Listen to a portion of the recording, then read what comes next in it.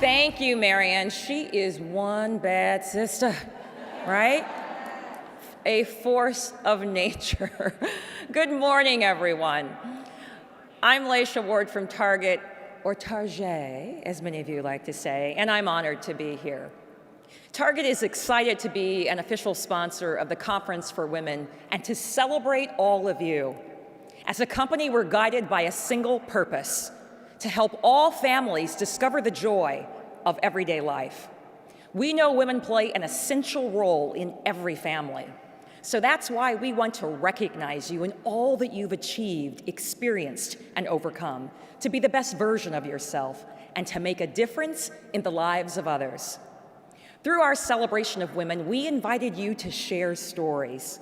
We received inspiring, heartfelt, and sometimes heartbreaking yet triumphant stories. In just a moment, we're going to reveal the 5 women whose stories we're going to honor and who are here today. They will also receive a $500 gift card from Target. In recognizing them, I'm going to read a brief excerpt from a poem by Pearl Clegg, "We Speak Your Names," which was commissioned by Oprah in celebration of women. She names women who have influenced and shaped her and thanks them. It's in that spirit that I want to thank today's winners and all of you. Because we are wise women, born of wise women, who are born of wise women. We celebrate your wisdom. Because we are strong women, born of strong women, who are born of strong women, we celebrate your strength. We celebrate your courage. We celebrate your spirit. We celebrate your genius. We celebrate your loving kindness. Now, please join me in recognizing today's honorees. Now, hold your applause until we've shared each of their stories. And now, I'll speak their names. We begin with Sherry Ruane. Through my network of awesome women, I saw a social media post by someone named Dara asking for help.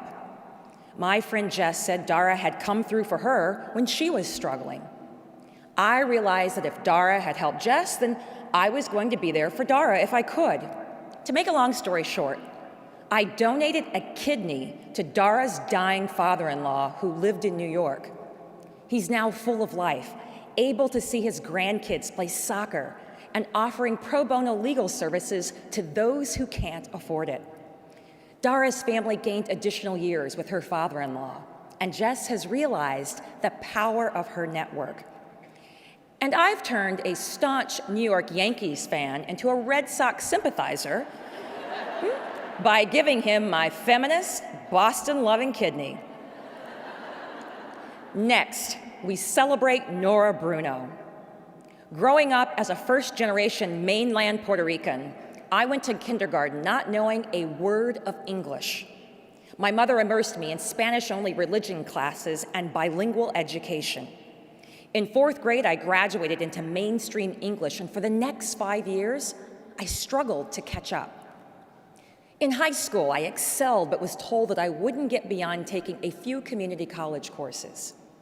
After hearing those words, I went on to earn a BS from Framingham State University and my master's from Worcester State University. And last year, I started my own consulting firm. Now we celebrate Bridget Flanagan. During college, I had a professor joke that teaching our class was like teaching a special education class. I laughed because everyone else did. Then I decided to speak up. The professor said she didn't think anyone would take offense because special education students wouldn't be in college.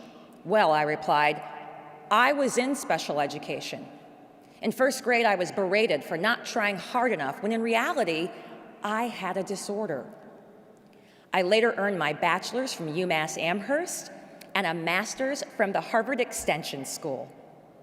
When I think back to that professor, I hope she learned to not make assumptions because you never know who is in front of you. Next, we celebrate Sharonda Gunn. As a young adult, I always felt powerless. With an abusive mother and a father in prison, I thought my life path was already written. I became overweight and depressed and gave up on the one thing that brought me joy, writing. Then in the show Scandal, I watched Kerry Washington portray a flawed character from a dysfunctional family who still held her head up and looked flawless doing it. I decided to take back ownership of my life. My admiration for Kerry led me to the Massachusetts Conference for Women, where I was with amazing women following their dreams and empowering others. After that, I picked my writing back up, met my business and writing partner, and moved to Houston. Now we have our own production company and have been selected as finalists in national writing and film festivals.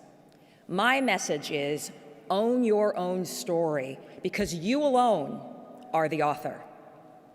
Finally, Michelle Mona Thompson.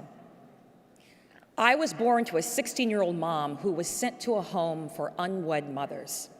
When I entered elementary school, I experienced peer rejection and bullying that continued into high school. Being rejected by my biological father and marrying a domestic violence abuser led me to found a program called RISE, or Reaching into Self-Esteem. To date, more than 1,200 girls have had the opportunity to participate in the program. My daughter was one of the first girls in the program, but later ran into difficulty becoming a single parent and addicted to opioids. My husband and I have been raising her children. This has been difficult. However, it's also made me stronger. Our daughter has been drug-free for a year and a half, and we're in the process of reuniting her with her children. Sherry, Nora, Bridget, Sharonda, and Michelle, we celebrate your wisdom and strength, your courage and spirit, your genius and loving kindness. And we celebrate all of the women in this room. Thank you all.